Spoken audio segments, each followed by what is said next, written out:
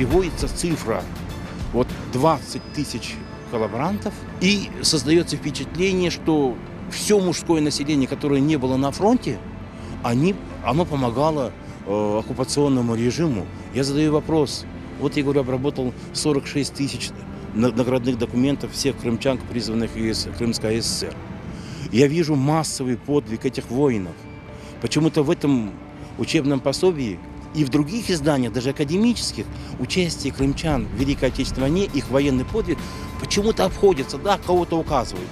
А вот те люди, которые уроженцы этой земли, которые были мобилизованы на фронт, они воевали так же, они также награждались. О них почему-то не говорят.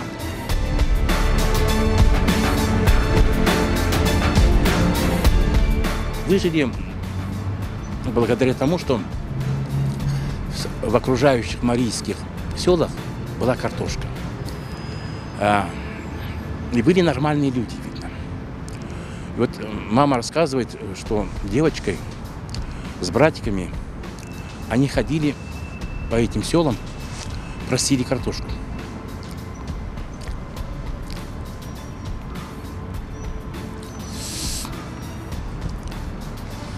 И им давали.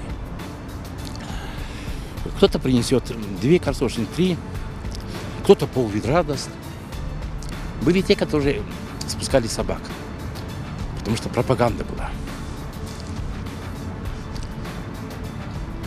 И когда мы читаем в пособии, что дали, ему взяли с собой 500 килограммов, могли дать, потом было организовано питание.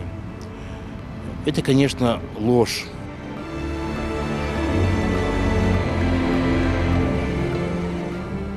Я преподавал историю в крымских школах, начиная с 90-го года до поступления в аспирантуру.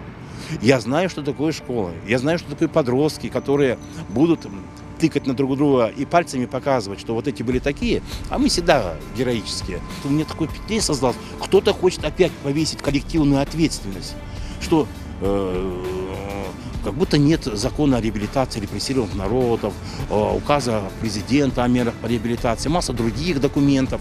Ну, то есть вот этот виток, вот какой-то, вот это витает, оно еще есть в нашем обществе.